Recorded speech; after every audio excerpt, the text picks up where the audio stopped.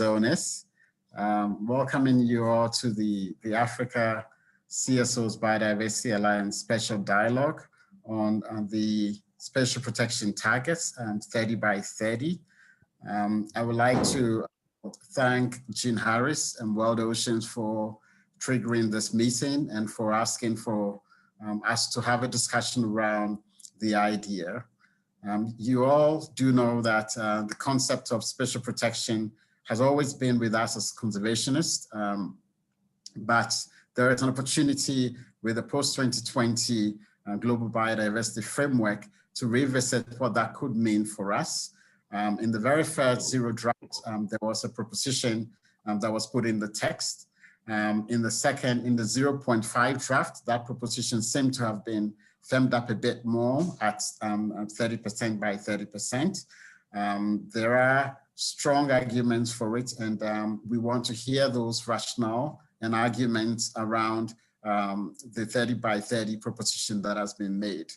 To that end, we have lined up powerful speakers to share with us the concept, primarily from the Campaign for Nature that has been leading this drive, but alongside people who work on the ground with communities to share their concepts around perspectives around the idea.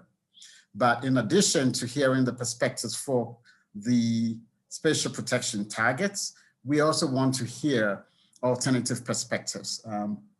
There are a group of people who have concerns about the idea, and we want to hear them out, hear what their thoughts are, and then get into a debate between ourselves as to what this is all about and how we as Africans can come around it or adjust it or push it back if we think it doesn't quite work for us.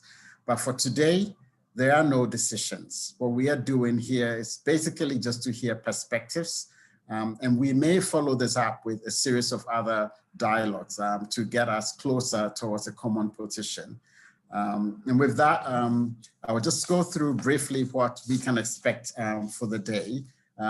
There will be 3 presentations on the issue from Campaign for Nature first, beginning with Kina Murphy and Raina Thyler. I hope I'm pronouncing her name well. And that will be followed by a presentation from Jean Harris of World Oceans. And then we will have Professor Eriks presenting from the Institute of Poverty, Land and Agrarian Studies, presenting her perspective. After their presentations, we will have 4 discussants in the presence of David Obura of CODIA, East Africa. We will have David Koboy of the Ugek People's Movement. We will have Barbara Lesson from Natural Justice, and then we'll have James Murombodzi.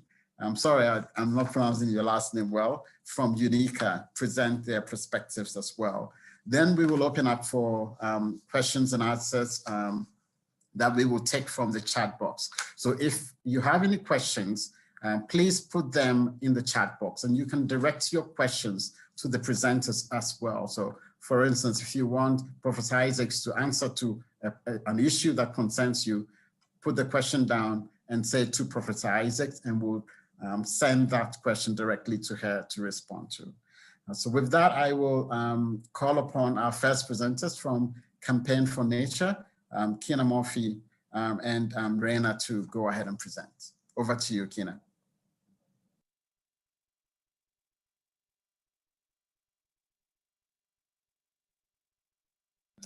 Kina, you're muted.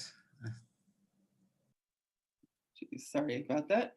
So I just said, hi, everyone. It's great to be on the call. And it's a great opportunity for everyone to kind of share perspectives. So I'll just give you kind of a quick background of the Campaign for Nature and what our goals are. So I'm sure many of you know that the Campaign for Nature has really been promoting this goal of protecting 30% of our lands and oceans by 2030 as part of this global biodiversity framework for the CBD. And I'm sure also many of you know that that language has been adopted and put inside of the Global Biodiversity Framework But really the Campaign for Nature has 3 goals. So our goals are not, is not just around protecting 30% of the land and oceans by 2030. We also we have 3 goals. So one is the 30 by 30 goal. The other is really to ensure that Indigenous rights are respected, that there's Indigenous leadership included as a requirement within the CBD, and that Indigenous issues are incorporated into the entire CBD framework. So that's our second goal. And then our third goal is also to help to aggregate and raise the funds that will actually make this whole 30 by 30 goal work. So we have several different things that we are working on. Many of you might know that we just hosted a nature finance forum as kind of on the sidelines of the CBD, which was our sort of first kind of initial step at bringing together the resources to make this 30 by 30 goal and getting commitments toward that. Most recently, we have also created, or we're in the process of developing a basically like an IPLC's task force within the High Ambition Coalition. So there's a High Ambition Coalition that's made up, I think, of, I don't know, I think it's like 37 countries now, it might be even more at this point. There are other Alice's on the call too, she could maybe speak to that. And then we're also working on putting together a fund to for Indigenous communities' land tenure. So, and Raina can kind of speak more to some of these issues and also what we've been doing in terms of working with Indigenous communities. But so we have this kind of overarching goal of protecting 30% of the planet, but that it doesn't really stop there. And so now I'm going to just hand it over to Raina because I think we're a little bit, I don't know if I'm taking up too much time, but and if there are other questions about the Campaign for Nature, I can also answer those, but I'm just keeping it short to give time for Raina. Hi, can you hear me? Yeah. Can you hear me? Yeah, we can hear you. Great, thanks, Kina. And I'll keep my piece pretty short as well. I just want to kind of review quickly some of the work we've been focused on. Kina's completely right that for 30 by 30, we have these sort of 3 different buckets that we are focused on. We have the area-based target, of course, the 30%. We also have a focus on ensuring that we're doing everything that we can to advocate for a rights-based approach. In large part, that's following the lead and direction of the International Indigenous Forum on Biodiversity, which, of course, Lucy, who I know is on the call, is leading that effort. And you know, we've been trying to do our best to help to track those recommendations and ensure that we are keeping everything that we're doing kind of aligned with what the IIFB has been pushing. And part of kind of how we see that we can add value in that space is to engage with groups like the High Ambition Coalition of nations that are party to the Convention on Biological Diversity, and of course encourage that they, to the extent possible, incorporate Indigenous perspectives and recommendations into what they're advocating for in the draft of the Global Biodiversity Framework. So that's really been kind of the cornerstone of the work that we've been doing, also helping to support wherever asked and helping to support and ensure that Indigenous peoples and local community leaders are able to participate meaningfully in in the sessions around the CBD. You know, we're kind of in a interesting place right now with the pandemic having pushed back much of the schedule around the CBD, which I think affords opportunity in some ways for additional IPLC's leaders to get involved in this process. And so to the extent that we've been able to brief folks on what the current status of the process is, ensure that we're communicating our our approach well, and also ensuring that we're helping to support IPLC leaders whenever we can, has been kind of the cornerstone of what we've been pushing. So I'll leave it right there. Yeah, and I also, would just wanted to include that within the spatial targets, there's of course this language about other effective conservation measures. And, from my perspective, and it's just my sort of personal opinion, that this is it's a really sort of open opportunity for IPLCs to sort of take leadership of that kind of realm and, define what sort of multiple use indigenous sort of managed and led kind of protected areas looks like, and what they should look like. So I just think there's an open opportunity to just really own the space and define what that means for communities. So I just wanted to leave that there, but put that out there that I think it's a real opportunity. And one more thing I will add actually before we turn it over is that the third pillar of what the Campaign for Nature has been working on, as Kina mentioned, is around finance.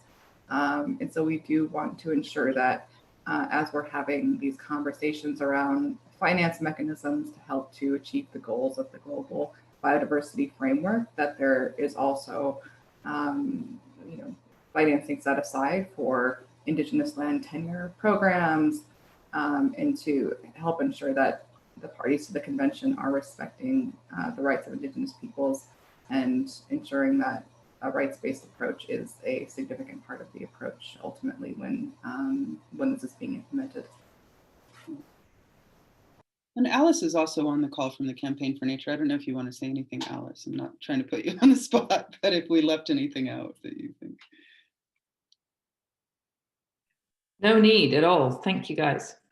Okay, great.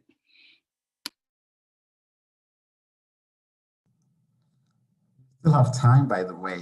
You guys have only used 10 minutes and still 5 more minutes. If you want to say anything else, that's fine. No, I mean, I think that's really it. I don't think we need to sort of overload people with information. I think it's better if folks have questions that we can answer. That would be great, Okay. So I suggest maybe we go to the second presentation and then we take the questions later. Thanks a lot, Reina and Kina, for the presentation. Thanks a lot. So we'll go to you, Jean. Great. Thank you very much, Fred, for that, for handing to me now. And I'm going to share my screen and then introduce myself. Is that all right? That's fine. Sorry, I'm on the wrong slide.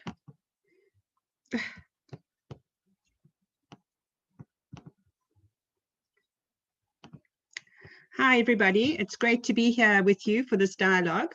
What I'm going to be, I'm sitting in South Africa. I am the director of the Wild Oceans Program, which is the marine program for the Wild Trust, which is a regional NGO.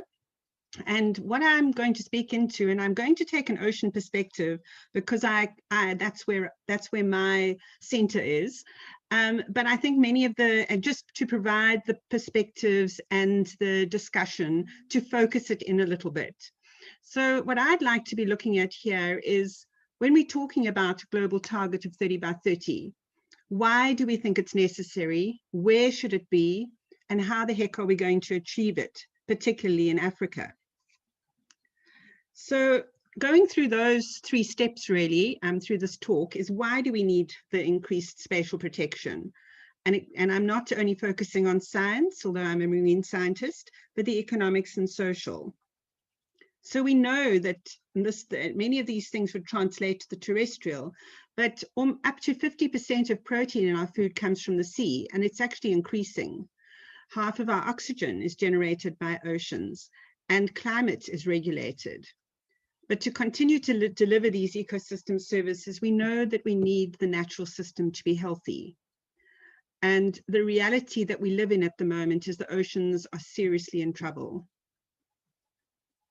We see biodiversity loss and more red list species. We see a fisheries crisis, something that we can't afford as we go into the future 20, 30 years from now. The pressures are many and diverse. whether they go from climate change, we're losing biodiversity and habitat loss, overfishing, a very big thing for the oceans, and I think over land use on the terrestrial might be the equivalent on that side, and pollution. And this has impacts not only on biodiversity, but severe economic impacts, which we're seeing very much in the times we live in now, whether it's fisheries, tourism, agricultural losses, linked to degradation of environment, and seriously affecting food security and health. So one of the solutions that had been put forward, and well, really one of the recognitions coming from the United Nations and the parties to it, was of course that the Sustainable Development Goals picked up goal 14, life below water, which is a target of 10 by 20, resonating with the COP or CBD Aichi target of 10 by 20 as well. So we have that space of 10% sort of ingrained in all of us. We've been all trying to get there. And why is that? Why was it recognized? Well, MPAs are a tool for addressing the major threats that we see and risks simultaneously. So it's one of the things in the toolkit that can help to prevent, halt, reverse degradation. But it's one of those tools that can do multiple things to help those ills that we have at the moment. For example, and I don't have time to go into a lot here, they make economic sense and they actually improve fisheries yields and support recovery. I encourage you on the economic sense to look at some of the literature coming from Rashid Soumaila, who's done an assessment of actually what the value of protection is to countries compared to their GDP. But also we found that when you have strategically placed protected areas, you actually increase fisheries yields so you can recover. There's also strong science to show that marine protected areas or marine reserves can mitigate and promote adaptation to climate change, something that we know is a huge issue of our times. So yes, we would like to think of marine protected areas as this basket of bounty that flows in different directions, that is many things to many people and all positive. Well, that's not necessarily the reality, but I think we can all agree that protection is required for the natural environment, and that we know that we need increased protection, that we can go over and over again to explain how it is useful, how it increases yields, how it helps economies. And in fact, the question though here is really, one of the questions is, well, how much protection do we need? And there has been quite a lot of science on that recently, and it's all pointing towards at least 30%. This is not just a thumbsuck, but has been looked at across a number of studies, large number of studies, to look at when you start achieving those multiple goals that protection can bring. And what is coming up is, then that's where this target of 30% has come through. It's from scientific studies that indicate that at least 30%, but if you want to factor climate in as well, and a mitigation of climate, maybe as much as 50% in highly protected areas. So this puts us in a position where, right, we accept and we know that we need to increase protection, but where do we increase it? Where does this enhance, how do we achieve, not how, where do we achieve this enhanced protection in Africa? And so what I'm looking at there is this, and I had a look at what the WDPA currently puts out in terms of how countries are reported in terms of their protection levels. On the marine side, we're at about 11% if you throw all the countries together and look at it, whereas on the terrestrial side, a little bit better. But of course, we can see that this 11% and 14% is nowhere near what the science and is telling us if we want to achieve those economic, social, and ecological goals that protection can bring. But I want to point out here, when you look at the where, is that there seems to be a persistent and pervasive misunderstanding about the 30 by 30 target. This is a global target. Perhaps we should have a bit more discussion with others in the room later about it. It's not a country by country target, nor was it 10%. It's a matter of achieving what you can and then supporting the achievement of the greater goal. And in fact, one of the drives is that nearly 2/3 of the oceans are beyond natural jurisdiction. Hence this drive for high treaties the High Seas Treaty, and to try to achieve some of this protection in this lawless area outside of our areas, which would make outside of our national boundaries, which would make a huge difference to the health of the planet. So given that we know we need more, and we know that it's a global target, so Africa can put its back behind something that it doesn't necessarily country by country have to sign up to, I'm going to get the 30% in my waters or on my land. How do we actually now, as Africa, look at a model for increased protection for us? We have huge challenges. And one of the biggest ones is the historical mechanisms of establishing marine protected areas, but you can read protected areas here, has been highly problematic.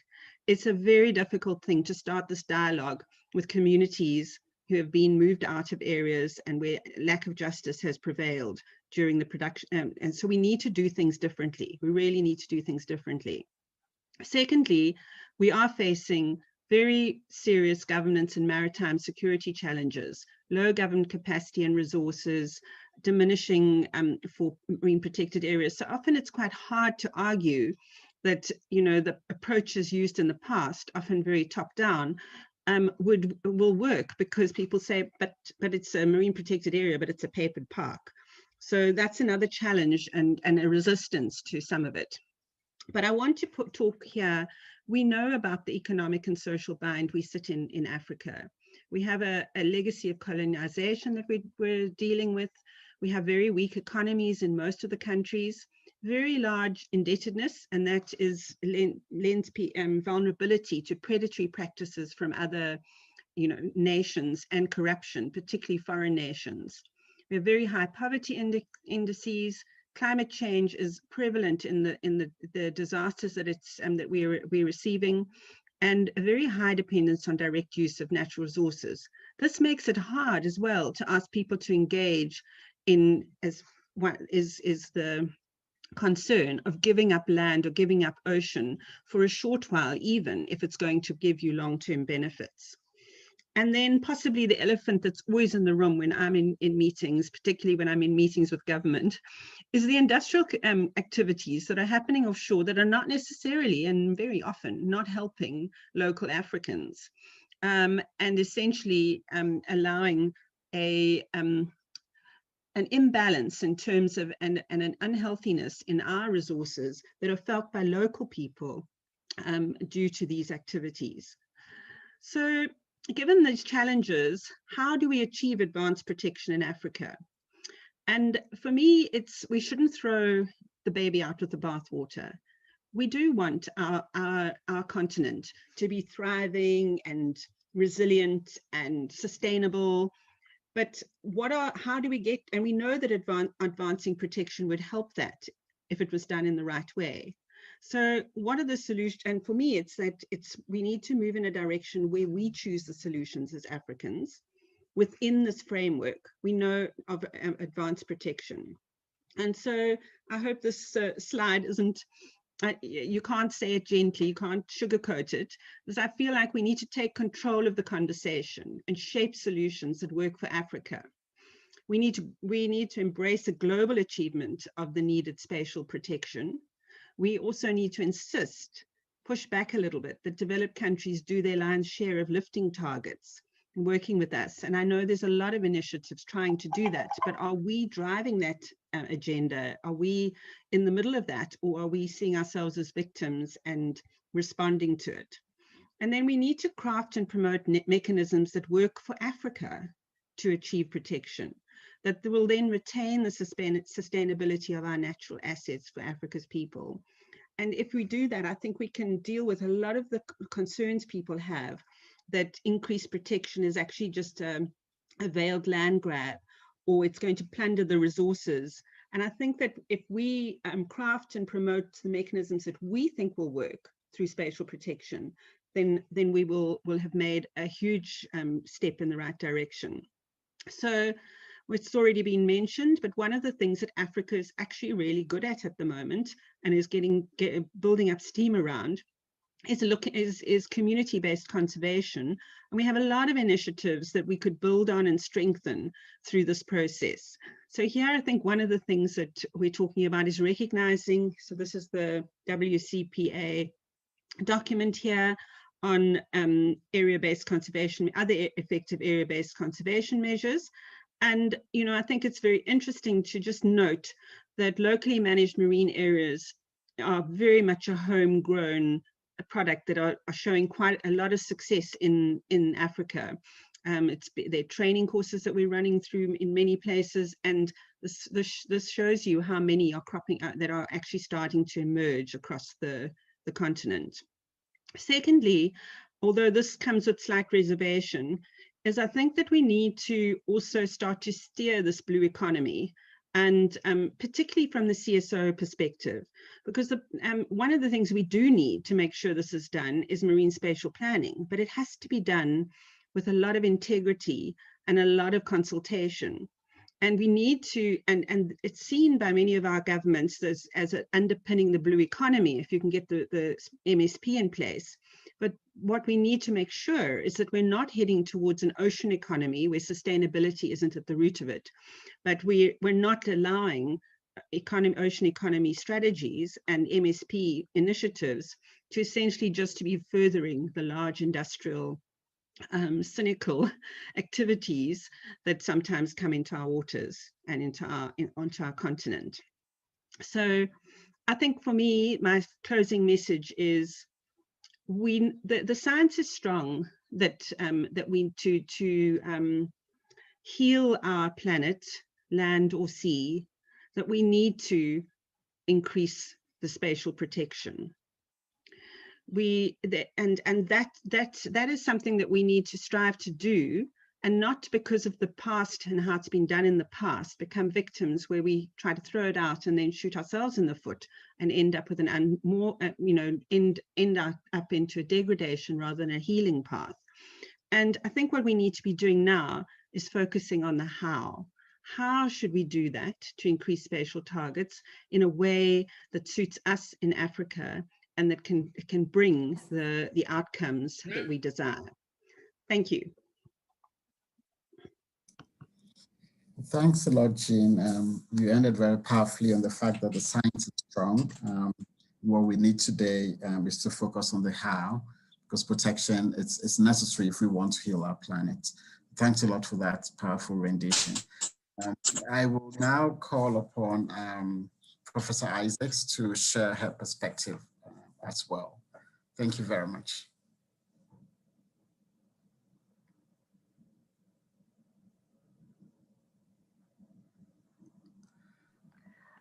Thank you very much, Jean, for your presentation. And I think you've covered quite a couple of aspects that I think is very relevant to what I plan to say. Thank you very much, Simangele, for the invitation, and Jean to speak at this particular forum. I think it is, just to introduce myself, I'm a professor at the Institute for Poverty, Land and Agrarian Studies at the University of Western Cape in Cape Town. And my work is mainly on small-scale fisheries. And I decided to kind of put my talk mainly around small-scale fisheries because they are people who are most affected when it comes to protected areas. So I framed my talk around the fact that small-scale fishers' lives matter when it comes to conservation.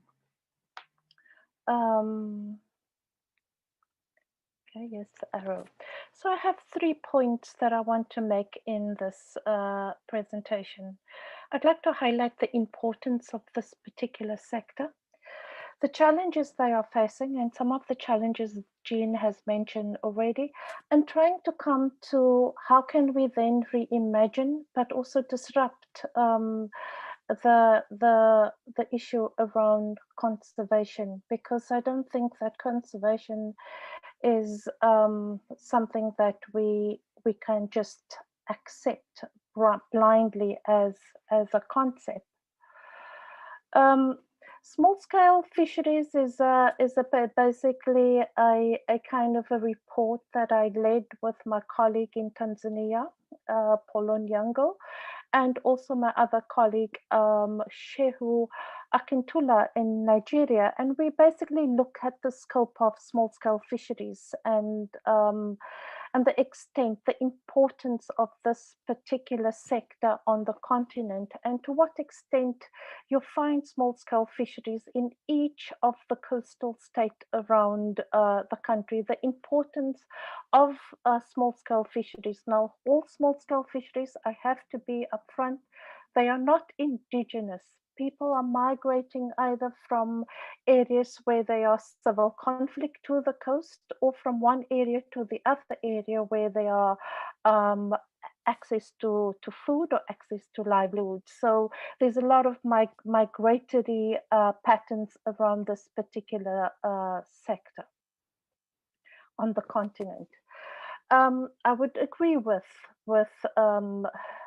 Jean that one of the biggest threats and the challenges around this particular sector is the fact that the industrial fisheries, the fact of the economy and how the industrial fisheries has been depleting resources is a big factor on the continent. In terms of the employment, when we look at how small-scale fisheries, the importance of small-scale fisheries compared to what a large-scale fisheries, they definitely employ more people. In terms of human consumption, I think it is more or less equal when we look at that. We look at capital investment, there's a lot more investment in terms of for large-scale fisheries as compared to small-scale fisheries. Lots of waste and discards at sea from large-scale fisheries, and also in terms of how this fish, lots of fish for nutrition and food security are reduced to fish oil or to feed other fish or other to create other protein.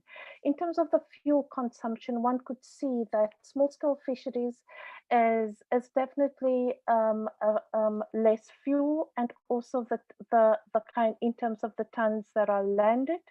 And what is invested in this particular sector. I want to highlight also one elephant in the room around the issues of subsidies in the on the continent, and the fact that so much of the focus of subsidies has been on large-scale fisheries, and now more and more talk about subsidies around small-scale fisheries and investing in harmful capital or vessel enhancement is problematic. And I do agree with Jean. My colleague Rashid Sumaila has written quite a bit on harmful subsidies, but there are subsidies that are needed for small-scale fisheries to develop, and I think that is given, and that is important. We need thriving communities, but we don't need small-scale fisheries to become large-scale and to be responsible for the destruction of the resources, and also mainly responsible for a lot of the extinction of many of the resources is definitely clear. When we ask small-scale fisheries, what are your main concerns that you have? And for them, it is the ecosystem health. So if the ecosystem, the pollution, the effluents, the anthropogenic influences on their system is bad for small-scale fisheries. Livelihoods are very important. They say to you that they are poor governance structures, and that is problematic. There's problems, they worry about the climate and the environmental changes, but also food security.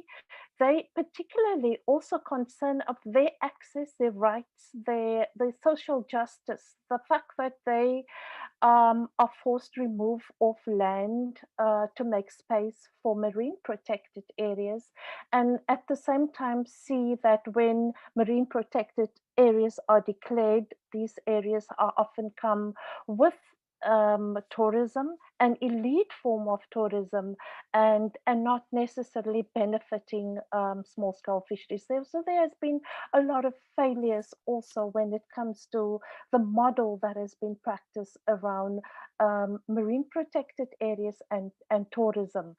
There's a lot of stakeholder conflicts. There's, as I mentioned earlier, land-based pollution, and also markets. Markets is market-driven is a challenge. There's often not a lot of market for small-scale fisheries. The issue of ocean grabbing, as we see on the land, and privatization schemes are also problematic for this particular sector. So these are the kind of, you know, assessments that you know, we're looking at this is what it's protein. It is change that people want. Women play a key role, policies and guidelines. I'm not going to dwell on this too much. But I think that it is very important that we revisit when we think of marine protected areas. We definitely need to think about looking at international soft laws, the right to food, right to tenure, and also small-scale fisheries guidelines. These soft tools were specifically created to kind of look at how small-scale fishers access their rights, their tenure, their right to be recognized is very important. And there's been a struggle in the South African case for this particular sector. The right to a livelihood, to practice their livelihood, is particularly important. The right to food, to nutrition and security is very important. So the land and access to the land and access to the resources and the livelihood practices, the culture, all of that plays an important part of small-scale fisher livelihoods. And these are often disrupted when and how marine protected areas are declared. I think it is important that when we're talking about small-scale fisheries, we also need to kind of look at what is the theory of change. When we're talking about how then can small-scale fisheries or coastal communities around the coast of the continent really, how can they get, how to get them noticed, what to declare the issues, what civil society movements or fisher movements are on the continent to kind of highlight their issues. And I know of a few that are there, but there are challenges around getting people noticed and getting them organized at scale. So organization and governance, not only in terms of a bigger, if we're looking at MPAs, but also looking at how can these coastal communities around the coast organize themselves at that particular, at scale, and how can they be part of a negotiation table where discussions are being made on this is your particular area that you are going to declare marine protected areas. Far too often, so many times, people will tell you that they were not consulted. And if they were consulted, it was not properly done. Informed and prior consent were not asked by communities. We ask industrial companies if they want to mine that you need to have informed and prior consent before wanting to mine on community land and access. Why can't they have the same when you are declaring marine protected areas? It cannot just be the leaders that are represented, and we also know the extent of corruption in terms terms of agreeing. Also, when we're talking about meaningful participation, what do we mean by meaningful participation? What actually do we pick and choose who we want as part of that negotiation table? But if you're a little bit more disruptive and you are against, or you have a position against, can I secure a seat at the negotiation table? So this for me is critical when we're talking about the how, and as much as the ecosystem health is important for small scale communities, it is important for the ocean. We all know how important, as Jean presented in her particular presentation. Now, I have been looking quite some time to look at, on the one hand, I look at the lenses of small scale fishes, and I see on the one hand, there's a big push for marine protected areas, conservation of the resources. And on the other hand, in the challenge for small scale fisheries is the blue economy. It's the extractive resources, it's the spatial planning, and you do not see small scale fisheries feature in the planning of both. And you kind of see that there are these two camps. For me, what I think it is very important is to kind of bring in the justice perspective of groups of people, to look at, to first of all, to have them part of the discussions. Second, their right to food, their right to livelihood, their right to be recognized. The social justice is a root for me in terms of articulating the concept of blue justice, and why blue justice is important for small scale fisheries is critical. I will share some of the kind of links to that. We all know the policing, the fact that there are not enough officials. What are the consequences? What are the consequences if people are not accessing rights or are being removed? A lot of people that I know and I have engaged with is that it becomes illegal. It becomes attractive to be involved in illegally harvesting fishing, or it is a form of protest where I will protest my illegal fishing because you have not given me access to a right. So when we thinking of spatial planning and agreeing on marine protected areas, whether it is 10, 15, 25 or 30%, and you have not consulted people, there are discontentment, and these discontentment would lead in criminal activities, illegal activities, and also criminalized livelihoods. And I also have a couple of links around that.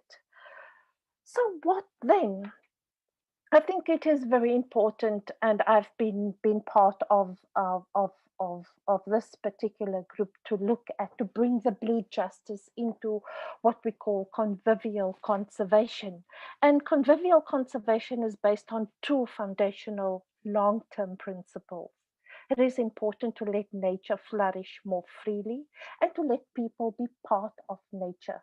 This means that the core of the approach is to allow nature to flow deeper into cities and villages.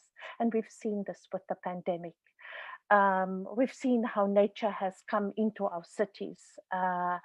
And while integrating living spaces into ecosystems in a very durable way, in this process, human places will become wilder, and some of the wilder areas may become more human. Part of the big factor of this is a second principle, and that we need to look at transforming the economy. The inequalities is just too big, and that also adds to the problem. And it's the fact that we have highly unequal society, and that the pressure on the planet. Convivial conservation is part of a broader movement with the aim to restructure the economy in order to balance and align human needs with those of the rest of the world. I think COVID has taught us a lesson that actually we want to be less efficient, not more efficient. And this means that we have to rethink and disaggregate the idea of economic growth while distributing the wealth that we have, and that must be equally distributed. This will be a positive effect on relinquishing the pressure on larger, wilder areas necessary for survival and important for biodiversity. There's a paper of my colleagues Bram Buscher and Robert Fletcher, and there's also a link to tell you on what convivial conservation is. So when we look at the notion of conservation, I think it is important that we need to be disruptive. I'm almost done. My last slide. Yeah. Nice. Okay. We need to be disruptive, we need to transform, and we need to renew conservation.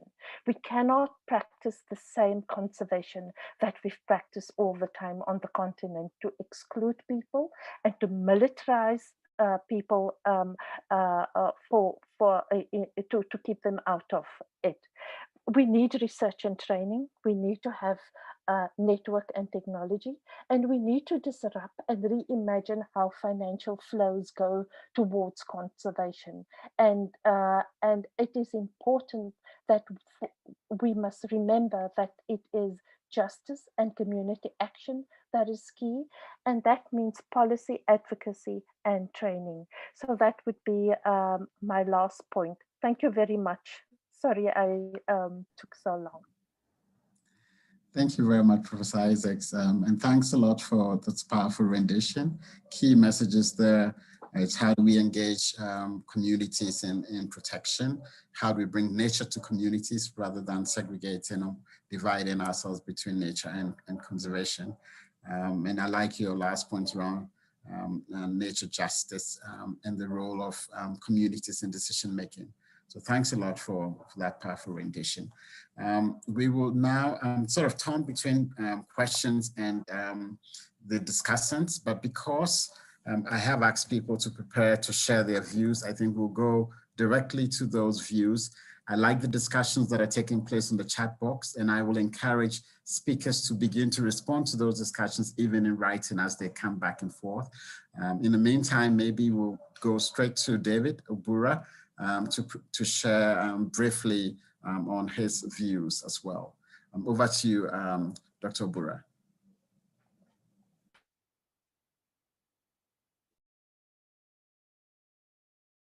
You're muted.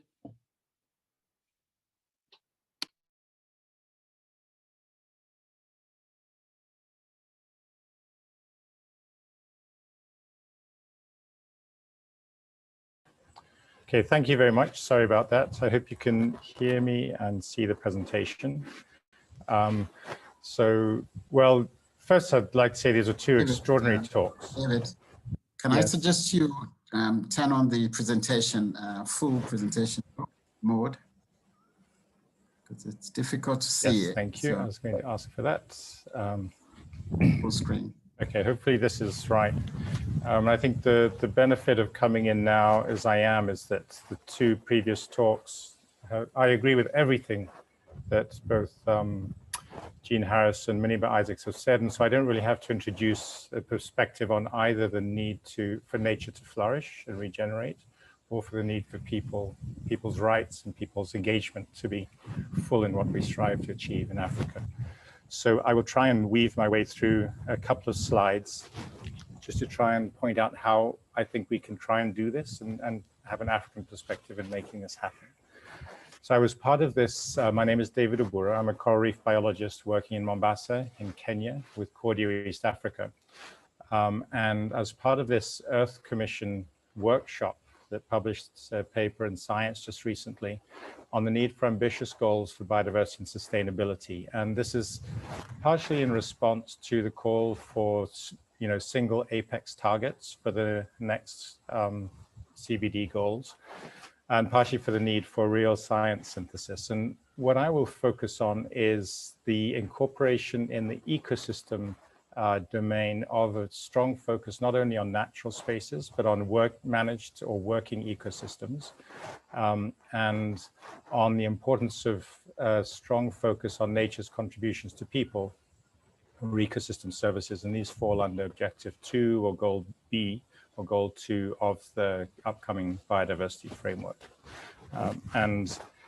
This is important because these really speak to the interactions between people and nature, particularly in Africa, where people depend very strongly on nature for their livelihoods.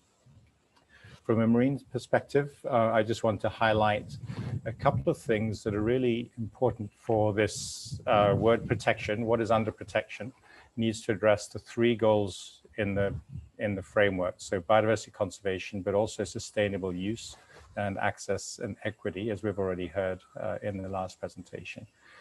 Now, in marine systems, connectivity is very high.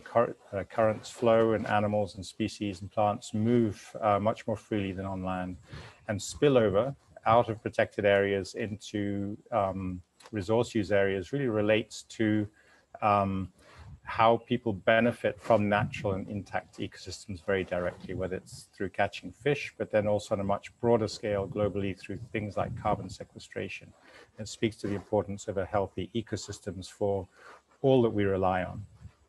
There's also the aspect of species migration and corridors in oceans, and that require spatially explicit management and consideration.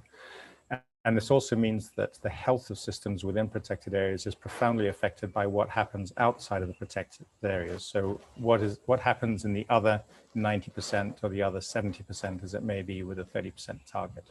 So this concept of sustainable use is very important for ensuring that non-damaging practices are used everywhere, not just within multiple use or carefully controlled areas, but outside as well, and speaks to the importance of integrated or 100% planning across marine areas in order to have meaningful protection, high levels of protection within 30% of space. You also need to have very good protection and management in the other 70%. And this is a core of the marine spatial planning, which is now a major goal for all countries in the Western Indian Ocean, at least in Eastern Africa, and likely around the African continent as well. So sustainable use as a pathway to effective 30 by 30 goal in Africa, I think is critical. We have this context on the left, which was already mentioned in Jean Harris's talk.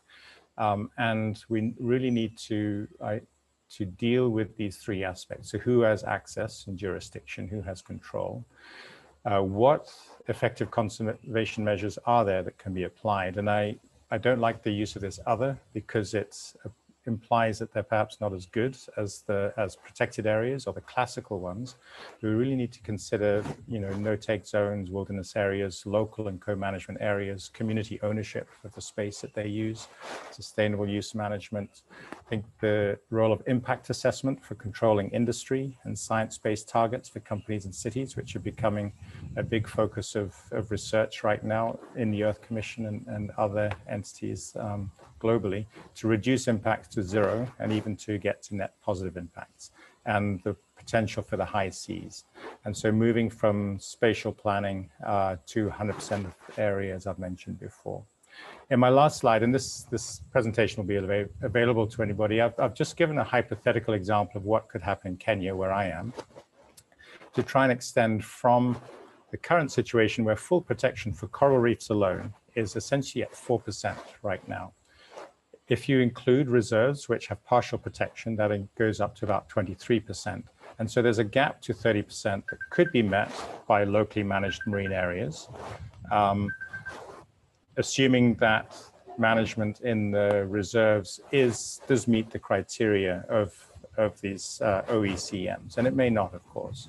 But the idea that there is a very strong role for increasing the area that is protected well above that 30%. It could be done through community co-management areas, and it could be increased well beyond to the 100% limit through spatial management. I think I'll end there. And excuse my dog.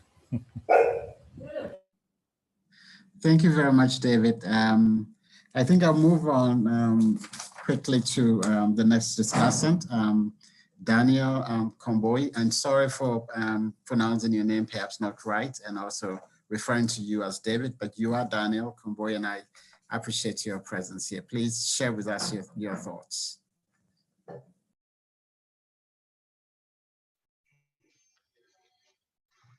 Thank you very much. I think my discussion will basically, because I'm from an indigenous community in Kenya, from the Ogier community in my forest complex, and I'll be able to talk from the view of a community more than an academic perspective, where when we talk of 30% on biodiversity, it is something we welcome as indigenous communities.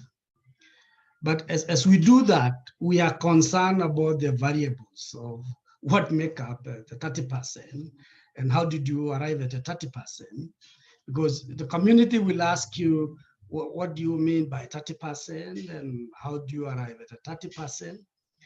But assuming all factors are constant, we as indigenous community, we look at in terms of what are we involved in conservation?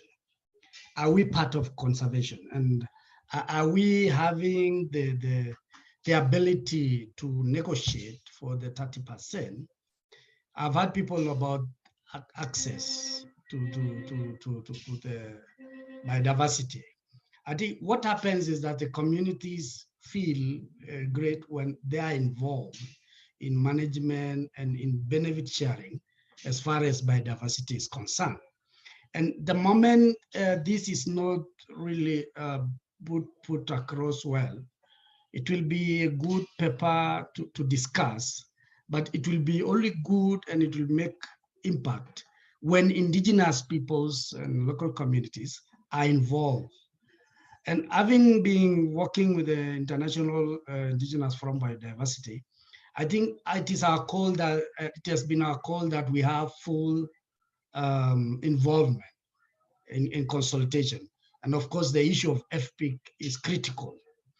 But there are some things which makes a big meaning for indigenous people. One is the issue of land tenure and the ownership of land vis-a-vis conservation.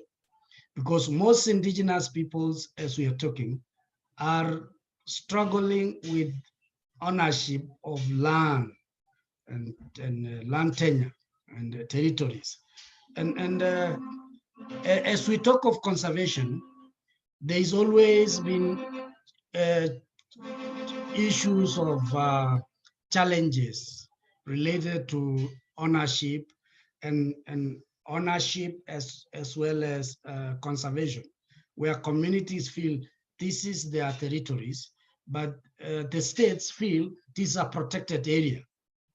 And mind you, some of the communities, like the Ogier community, have been on litigation for years because of the issue of being given full ownership and to give protection to more forest complex as a home of a community.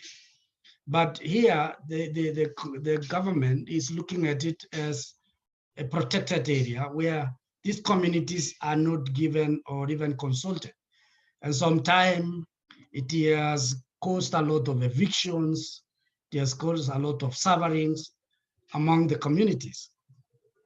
And as we talk about this, they have spent a lot of decades in litigation, a lot of money and time on litigation, trying to have that. But the issue of human rights becomes key, because human rights issues must be respected if conservation has to become a reality. because we have found a lot of some of our indigenous peoples, environmental defenders, that have faced a lot of challenges. They're being arrested, despite the fact that they are even protecting the forest. I give a classical example of our organization where we usually used to have communities doing a lot of work to ensure that we protect the areas, even rehabilitating the forest. And in this case, we have community scouts trying to look at how they can become a conduit for conservation. So the issue of conservation and land tenure issues is that the communities, one, they do not have budgets even to be able to do real conservation. The government do not include them in budgetary allocations to ensure that they get what they have to protect their territories and cultural areas, because that is what it means. That's why I was saying we will wish really to have a combined and a very clear negotiated formula so that we attain and have the 30% a reality more than just in paper, and also being some of the hypothetical information to be read in books. So when we say biodiversity areas and also talk of benefit sharing is something which it has never been clear in some areas, because one, the formulas on how the benefit sharing is done is not clear to the indigenous peoples, because the only way is to make it tolerate or simplify the formulas so that the indigenous peoples and local communities can understand what you mean by conservation. So I don't wish to stay long, because I see there are very in-depth issues which are being discussed, and I'm sure we will benefit from the discussion. Thank you very much. Thanks a lot, Daniel, for sharing a lot with us. I'm encouraged that indigenous people and local communities may not necessarily be against protected areas in terms of special protection targets, but it is more about how it is done, the engagement of communities and their voice in determining those decisions. And that's really powerful. So thanks a lot for sharing that. We will now turn to Barbara from Natural Justice to share her perspective. Over to you, Barbara. Thank you, Frederick. And just to introduce myself, my name is Barbara Lassen. I'm based in Dakar in Senegal. I work for Natural Justice. We're an African NGO working on the intersection between human rights and environmental law. So working with communities around land and resource rights and everything that's related. So I'm going to share my screen in a second. What I want to share with you are actually a few thoughts from a process that we've been involved in, but with many other organizations around the Post-2020 framework, and especially how to integrate human rights into that framework. And so I've tried to extract a few of the thoughts as they relate to this discussion on the spatial targets. Just a second. Are you seeing my, yes, you probably are.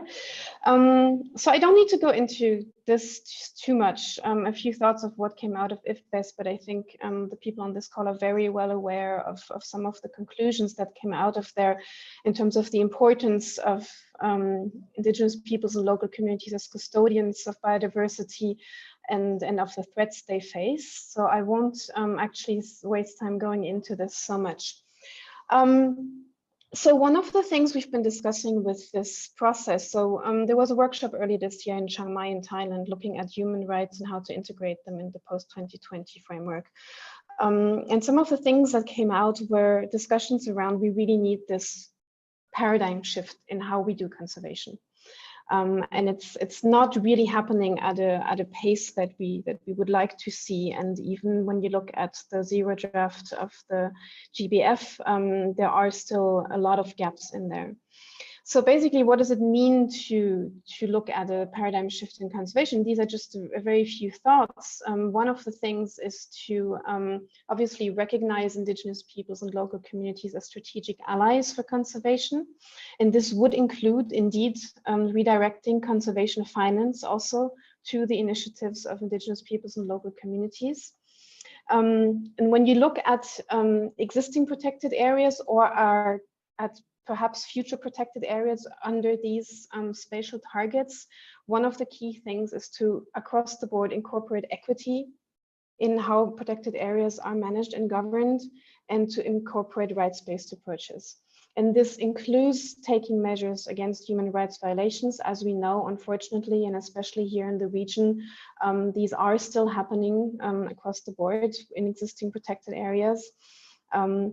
And so this is one of the key aspects that we think, if there is to be a 30% target, we need to make sure that we include these approaches and that these kind of things don't happen anymore. One of the things around, if we increase the coverage of protected areas specifically, is to look at governance.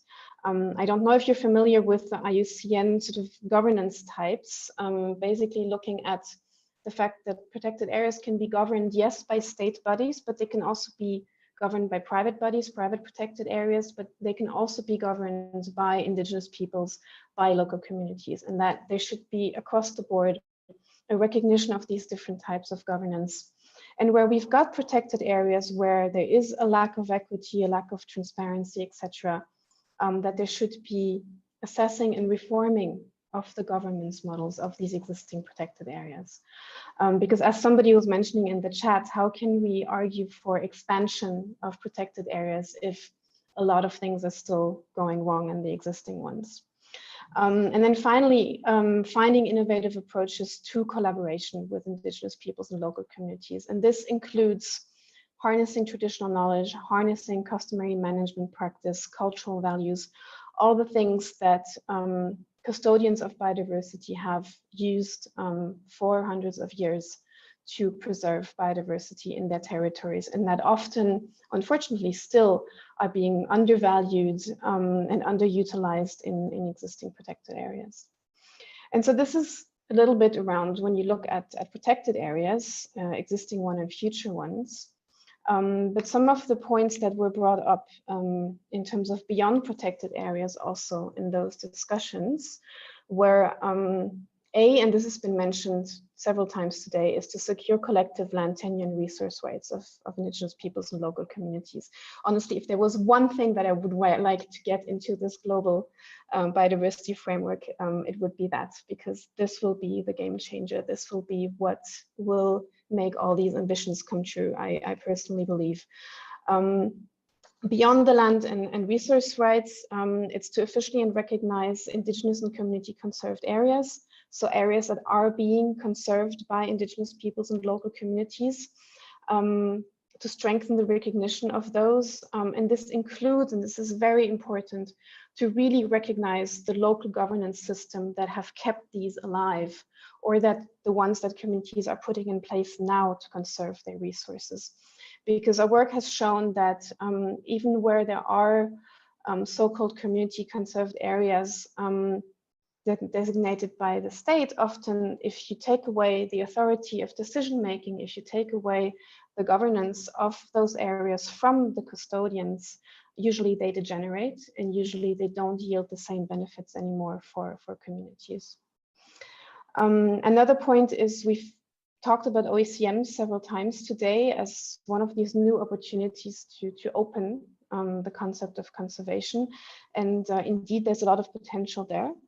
But it's also very important that indigenous peoples and local communities be involved from the get-go in how countries are going to define their OECMs, how they're going to recognize them, etc., to avoid falling into some of the same models that we've seen with protected areas. I think this is going to be crucial. And then obviously, the other one is to support and protect environment and land defenders. We all know that the pressure on indigenous peoples, local communities who are defending the lands against overexploitation is increasing. We have more and more attacks, murders of these defenders every year.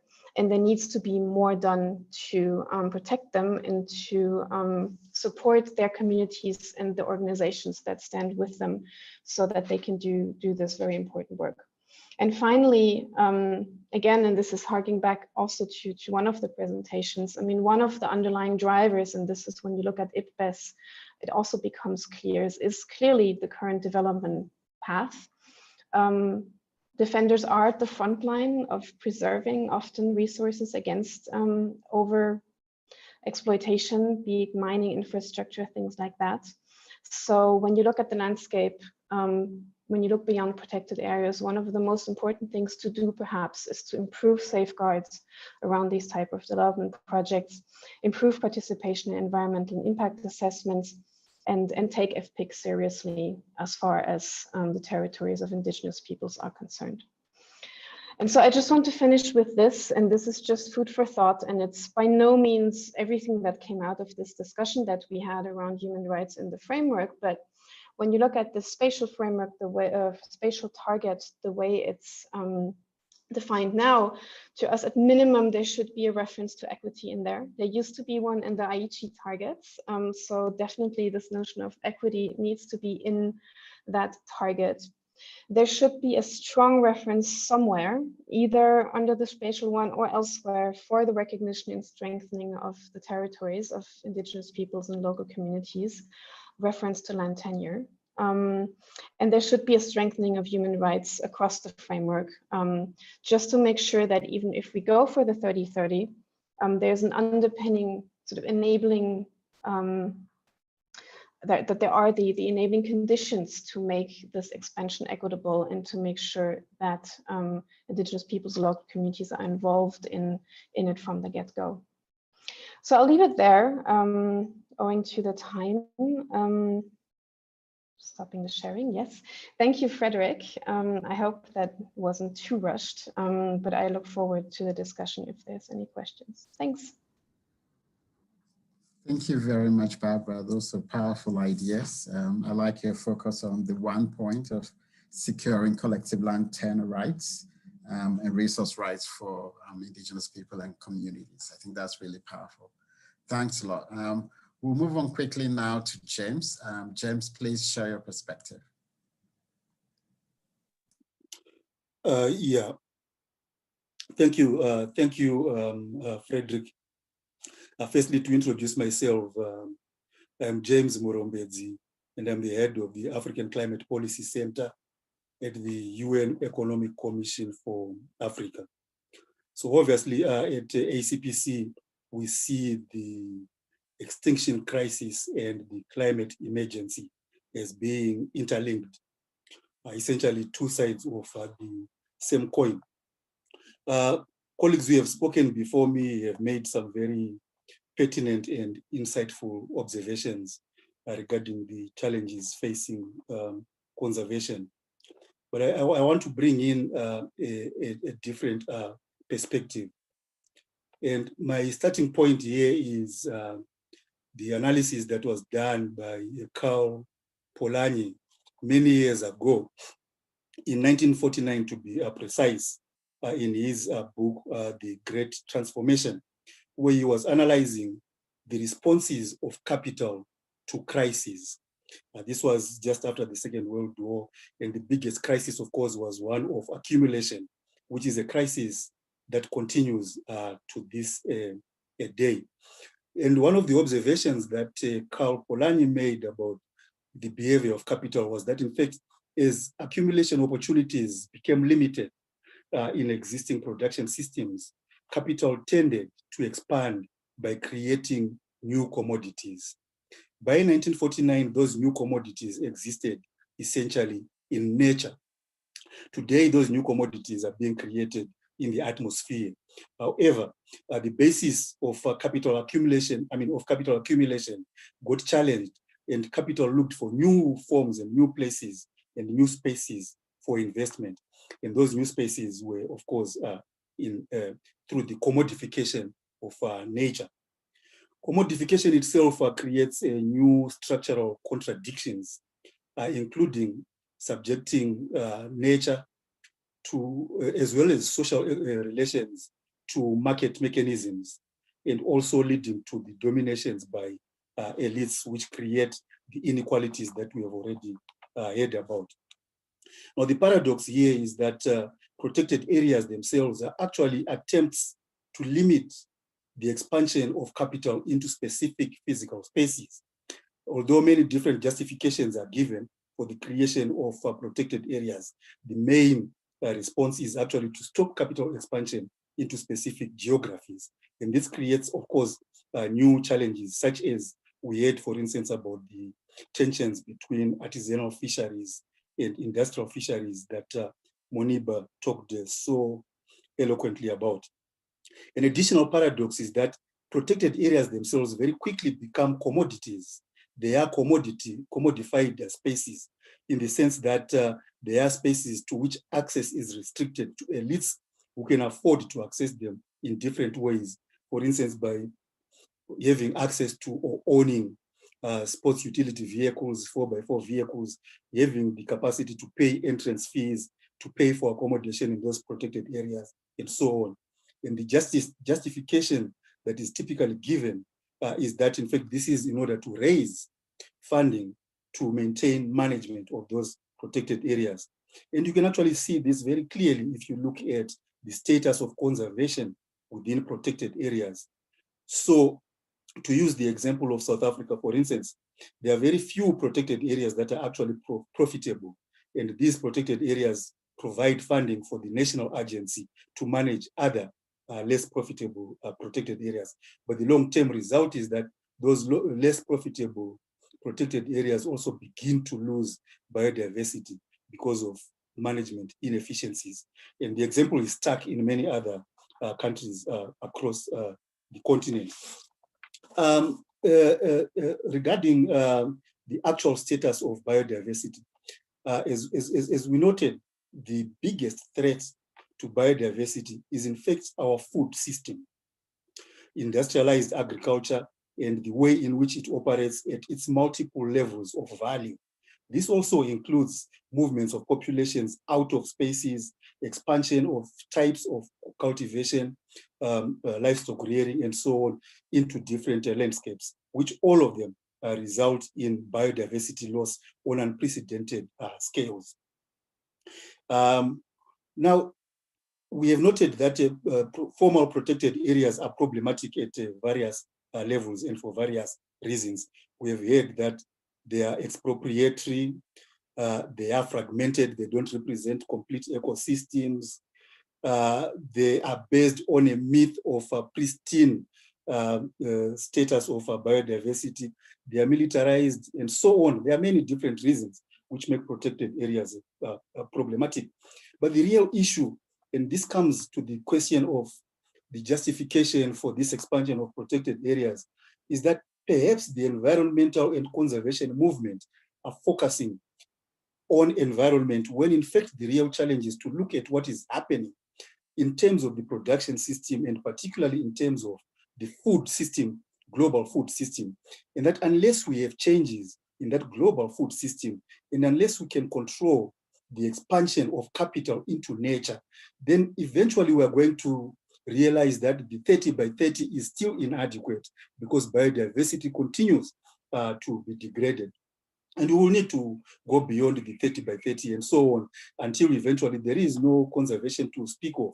So the conservation movement needs to re-engage the global production system, the global economic system, and in particular the food production system, in order to ensure that we actually have the sustainability outcomes that are called for in the different goals, including the IH targets that were referred to earlier. So the solution for me then, and colleagues have spoken to this before, is firstly to broaden the scope of conservation beyond protected areas. And this includes integrating living spaces into nature, which again was referred to before, but also include degrowth, which is a transformation of the current economic system away from the continuous pursuit of growth, which in turn motivates capital to seek new places for investment towards an economy or an economic system that basically seeks to achieve a balance between human activities and nature in order to achieve sustainability.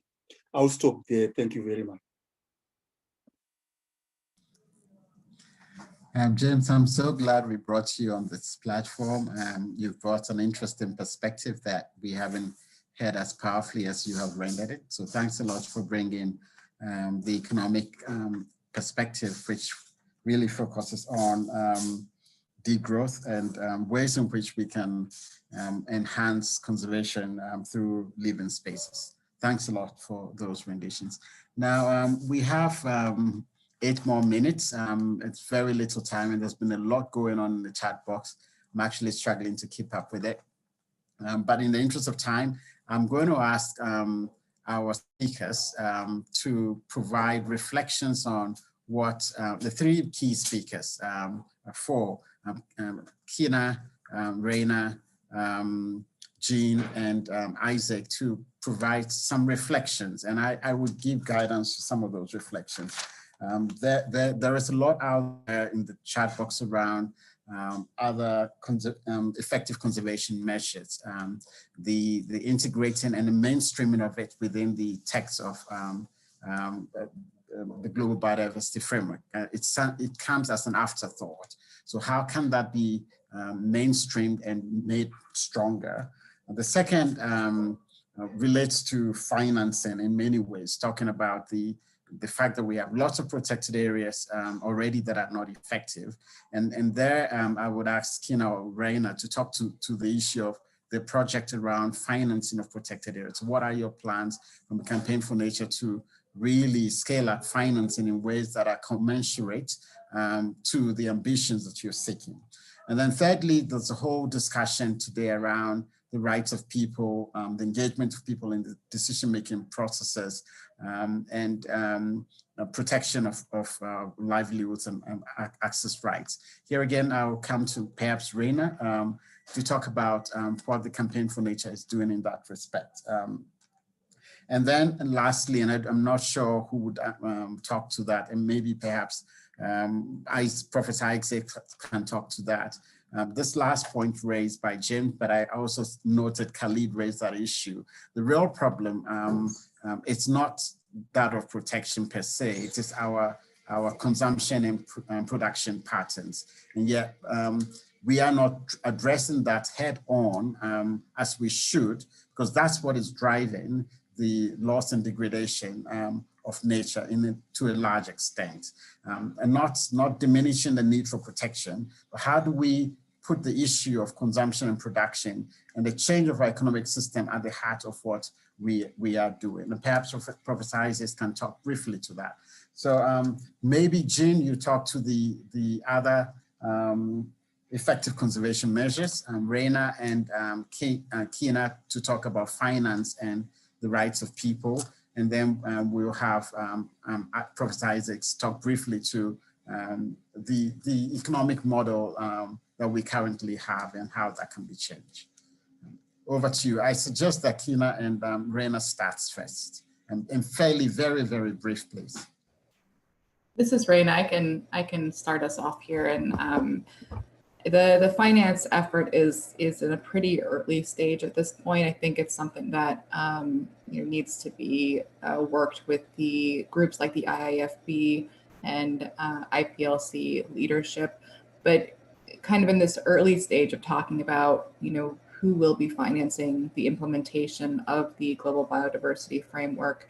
We do need to ensure that there is specifically carve-outs for supporting land tenure efforts, supporting IPLC rights in various countries that are signing onto the Global Biodiversity Framework. We're just afraid that if that does not happen, that those funds will not be going directly to supporting IPLC rights in achieving the goals of the Global Biodiversity Framework. Kina, I don't know if you want to add something there.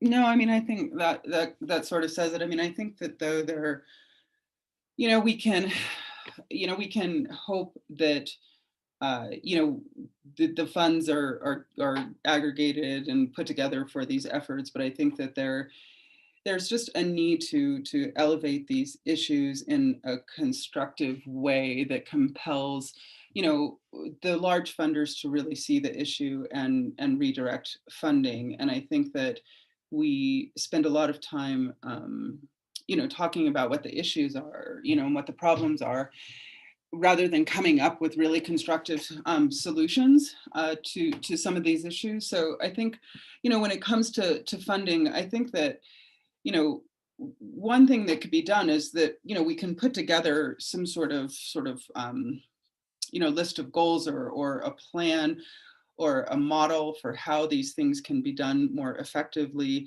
and then and pitch it to, you know, the funding community and say, you know, look, we are not going to achieve 30 by 30 if we don't figure out how to include Indigenous leadership and rights and land tenure and all those sorts of things within this model. I mean, and it even goes way beyond, I think, Indigenous and local communities. It even includes, as the last speaker, sorry, my brain, I'm missing your name, but was pointing out that you know, we're not going to protect 30% of the planet if we don't also look at if we don't figure out how to create sustainability across all of our systems and all of our productive systems. It's just not going to happen.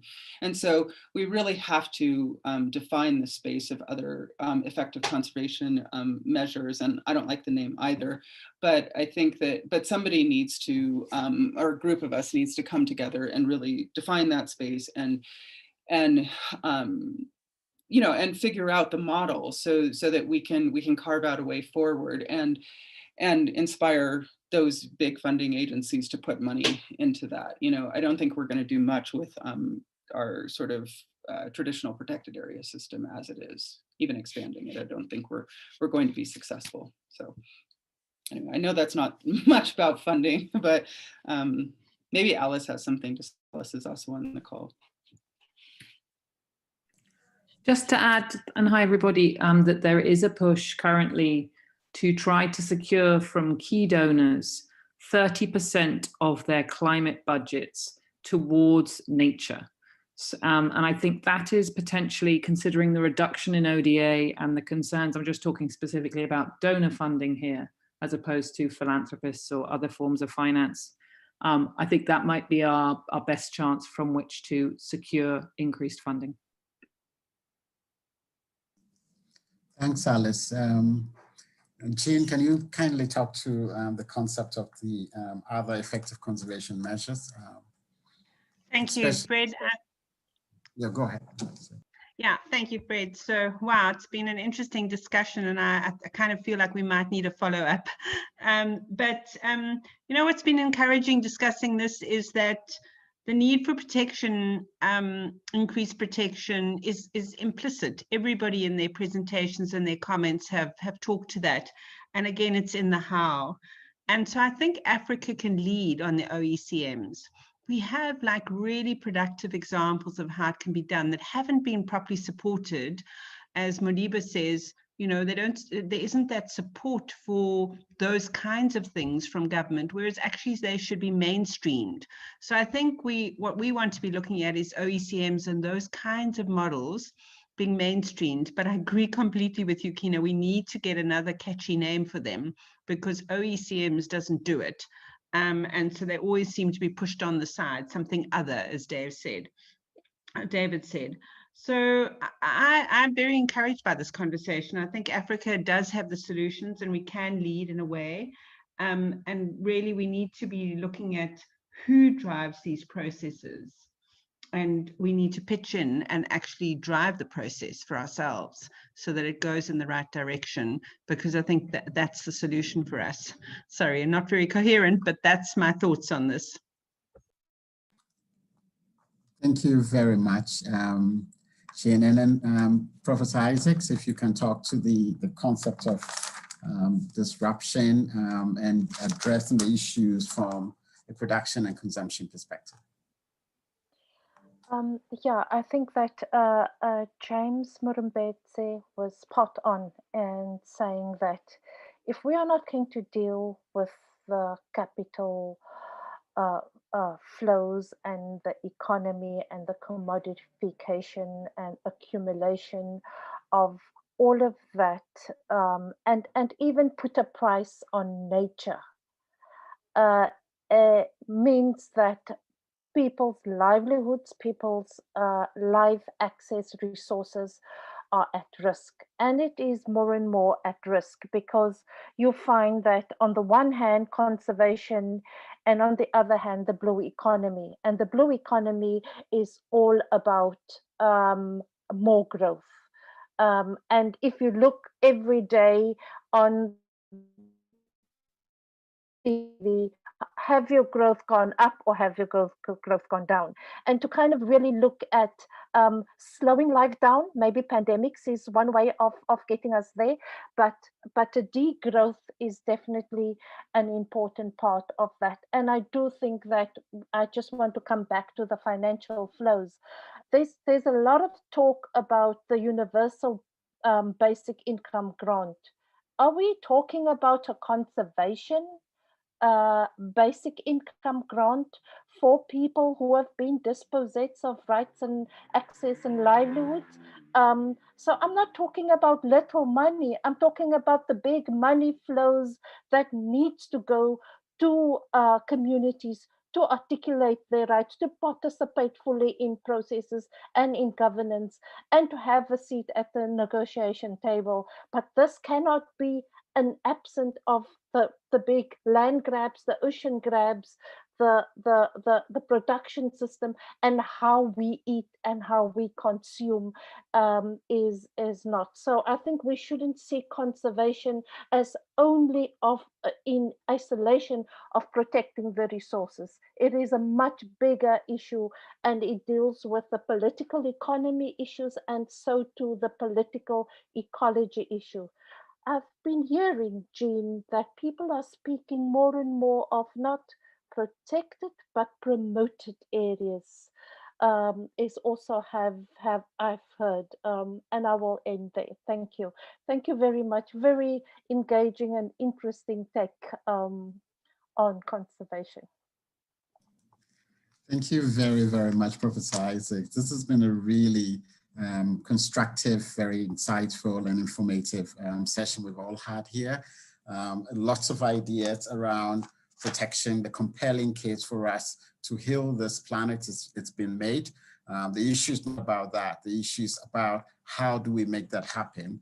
And the directions we are getting here is that in that how we need to look at the issues of rights. We need to look at the issues of finance. We need to look at other conservation measures that are effective.